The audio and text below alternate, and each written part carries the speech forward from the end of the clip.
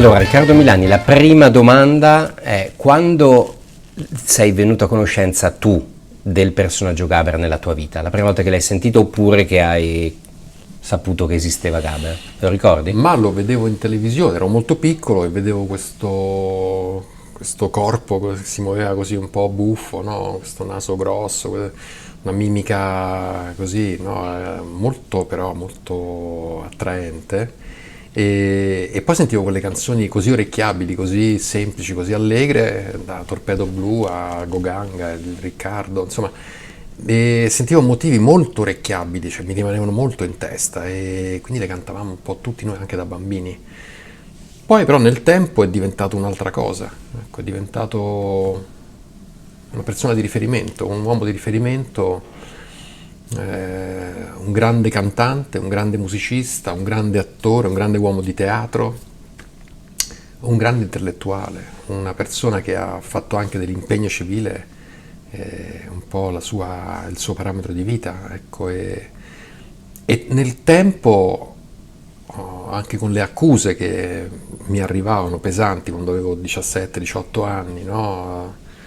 E mi arrivavano come arrivavano a tutta la mia generazione, insomma, arrivavano polli d'allevamento, arrivavano quando è moda, testi durissimi che ci mettevano però di fronte un po' alle nostre responsabilità, perché le persone hanno una responsabilità evidentemente, no? E quindi lui ce l'ha ricordato e lì ho apprezzato il coraggio, cioè la capacità di raccontare le persone con lucidità, con obiettività, con passione, ecco, con la passione civile, insomma, ecco, quella che ti spinge a dire: guardate che la libertà è un'altra cosa, non è quella che voi pensate, quella in cui fate come volete, insomma, non è quello essere liberi. Ecco, quelle idee lì, quel modo di guardarsi intorno, ho cercato di assorbirlo e mantenerlo nella vita. Hai avvertito il peso della responsabilità di mettere le mani su non solo un cantante, ma anche un pezzo d'Italia, un intellettuale, come dicevi tu? Cioè, qual è stato il rischio che hai cercato di evitare nel documentario? Ma la responsabilità sicuramente, perché quando tu devi raccontare una persona che è stata tanto per tutti noi, no? Che ha raccontato con lucidità il paese, e, beh, insomma, da una parte è una responsabilità enorme, dall'altra è anche però un motivo per mostrare riconoscenza, no? Per dire grazie una volta per tutte, ecco, a una persona così. Quel pensiero lì un po' a me manca proprio la voce. Mi succede anche con Pasolini, perché sentivo da quella voce, con quel tono di voce, con quella particolarità così, no? In tutte e due sentivo la necessità di guardarmi un po' intorno, cioè di capire che la vita è fatta di sguardo sul mondo, anche di impegno se vogliamo, ecco, anche di passione, di ironia, ecco. Lui ha avuto coraggio, ha avuto anche rabbia, no? E anche la capacità di indignarsi, che è una cosa che adesso sento come così, no? Una necessità fisica, ecco, la capacità di indignarsi sulle cose della vita. Quando lui molti anni fa, molti decenni fa, parlava di appiattimento, no? Di ideologia del mercato, L'ideologia del di mercato, quello poi che poi tutto ha schiacciato, no? A cui tutti ci siamo adattati. Ecco, e quel futuro che lui aveva predetto è il nostro presente, ecco, ha avuto una lucidità in questo forse unica. esatto, esatto. Tra l'altro, non per fare i passatisti, però c'è un passaggio del documentario in cui si parla degli anni 70, della sua svolta con Luporini, che fa venire un po' di rimpianto, però, perché quella era un cantante, un cantautore che portava delle cose anche altissime al pubblico comune, cioè la riflessione su se stesso, non solo sulla politica, no? La figura di Maria. Sì, Quello oggi, vedendolo oggi, paradossalmente sembra quasi fantascienza e fa male, perché quel passaggio lì a me ha fatto riflettere parecchio. ma sai, quando si pone in quel modo, no, un cantante che anche in maniera ironica, a volte anche con no, soluzioni musicali così, no, anche leggere, però poi arrivano delle bordate pesanti sulla tua identità, sul tuo essere umano, no? In una società che è intorno. E quando arrivano quei segnali lì, arrivano in maniera potente, perché arrivano da un cantante, quindi non da un libro, non da un intellettuale dichiarato, non da un letterato, non da un politico, arrivano da un cantante. E io credo che Gabriel sia stato un intellettuale importante del nostro tempo, e credo che sia anche giusto riconoscerlo ufficialmente, diciamo, come una persona che è riuscita al tempo stesso poi a essere molto colta e molto popolare, no? Quindi avere anche la qualità di parlare alle persone, anche la voglia, il desiderio di parlare alla gente. Ecco. E questo suo mettersi sempre in situazioni scomode, no? Diventare un conduttore televisivo importante, famoso, e poi abbandonare tutto, e poi conquistare un pubblico di ragazzi, di movimento, no? Addirittura, no? Che in quel momento era veramente una specie di luce, no? Di faro per tutti noi, poi andargli contro invece, sentire l'esigenza di alzare lì, mettere attenzione, ecco, porre un segnale d'attenzione su quello che stavamo diventando. E anche lì quindi mettendo in crisi il rapporto con il suo pubblico, no? Anzi, addirittura diventando... Quasi la Bob Dylan ha fatto a un certo punto. E io penso che quel coraggio lì, ecco, il coraggio e la capacità di indignarsi e la rabbia e l'ironia messi insieme fanno di Gaber un intellettuale vero. Nel documentario vediamo figure diverse, a Gino Michele, a Mario Capanna, fino a Giovanotti, a Vincenzo Mollica. Come li hai scelti? C'è stata una...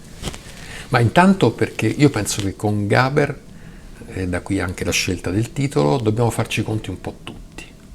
E quindi è stato un modo per me di raccontare Gaber per quello che è stato nella mia vita, nel mio percorso, è umano e professionale. Ma anche perché Gaber, con i testi di Gaber, con le canzoni di Gaber, dobbiamo farci i conti un po' tutti, secondo me. Quindi dal mondo della politica, al mondo della musica, al mondo alla società civile, al cinema, alla televisione. E quindi sono personaggi molto diversi per estrazione culturale, per scelte professionali, no? Ma anche molto distanti per fasce d'età, insomma. Però tutte accomunate da un senso di riconoscenza e di affetto per una persona che ci diceva le cose con onestà. Ecco, l'onestà, la mancanza totale di strategia comunicativa, no? Ma la scelta invece di dire le cose esattamente come stanno è una cosa che rimpiango, e penso che sia corretto rimpiangerla, perché non è un fatto di nostalgia, è un fatto di oggettività, cioè ci manca il coraggio di dire le cose come stanno. Esatto, e secondo me che nel documentario tu però butti anche la responsabilità sullo spettatore, su chi guarda. Cioè io ho avvertito a un certo punto e dico ok, questo era, ma non è che noi oggi dobbiamo fare solo appunto i postatisti e dire ah che bello che è, cioè siamo noi. La responsabilità delle cose della vita è nostra, non è certo, spesso siamo portati ad affibbiarla alla politica, a chi governa, no? La responsabilità è nostra. Noi credo che Gaber questo segnale qui l'abbia lanciato in maniera profonda ed efficace, cioè ci ha detto guardate che la responsabilità della vostra vita è vostra, cioè le scelte sono personali, la voglia di comunicare, di stare in una comunità, ecco, no? Il desiderio e anche l'impegno a stare in una comunità è fatto di tante cose. Quindi la libertà è anche questo, prendersi delle responsabilità e saper vivere in comunità. Esattamente. Senti, tu venivi da un documentario su un altro monumento come Gigi Riva, hai trovato qualcosa in comune di queste due figure totemiche? Guarda, molto distanti tra loro ma molto vicini, perché i valori sono gli stessi, no? Il coraggio, l'umiltà, la coerenza, l'onestà, pure. la coerenza, no? E a volte anche fare scelte controcorrente, no? Quindi anche le scelte più scomode, ecco, non scegliere la cosa più comoda è quella che conviene. Gaber come Gigi Riva hanno fatto scelte che riguardavano la propria persona, il rispetto della propria dignità, della propria vita, della propria identità. Benissimo. Senti, per chiudere Riccardo, qual è il tuo Gaber? Qual è il tuo disco preferito?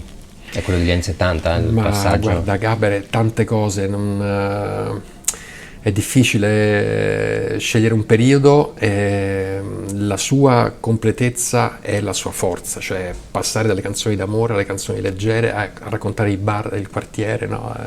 Di una città come Milano negli anni 60, e poi raccontare la mia generazione ha perso, no? penso che ci sia una canzone che più di tutte in questo momento probabilmente mi torna spesso in testa, che è C'è solo la strada, perché penso che sia una necessità tornare un po' in strada, insomma. Verissimo. Ultimissima cosa, uno dei passaggi più potenti è la riproposizione che fai di quel filmato di Rai 1 del 2001 dove ci sono Iannacci, Fo, Gaber, tuo amico albanese che poi sarebbe finito nei film di Riccardo Milani, che ha una potenza incredibile perché è la cultura pop che arriva a livelli altissimi. Beh, lì insomma c'era un concentrato di talenti, no? E anche diversi tra loro, per Totalmente, età, proprio. però anche Milano, una riflessione va fatta su quella città, su Milano cosa è stata in quegli anni, cosa ha partorito, no? Che tipo di talenti sono usciti fuori, insomma una ricchezza, spesso andiamo a cercare, no, anche con un po' le tendenze giovanili, no? Cioè Parigi, Amsterdam, Londra, no? Milano è stata la culla di un motore, insomma, di una spinta culturale enorme, pazzesca, da tutti i punti di vista, dal punto di vista del teatro, della musica, no? E penso che sia stata una stagione, spero non irripetibile, perché spero sempre che le cose abbiano, no, un percorso positivo e magari si ripeta quel ciclo lì, chissà. Però ecco, quel concentrato lì, quel momento lì, quella trasmissione lì, come dice giustamente Vincenzo Mollica nel film, quando uno sta in momenti un po' così, no, della vita, così ti rimetti, te la guardi e senti quei cinque così geni, no, messi tutti insieme, uniti intorno a una canzone, però danno una spinta e tu dici, beh, insomma, c'è speranza. Grazie mille.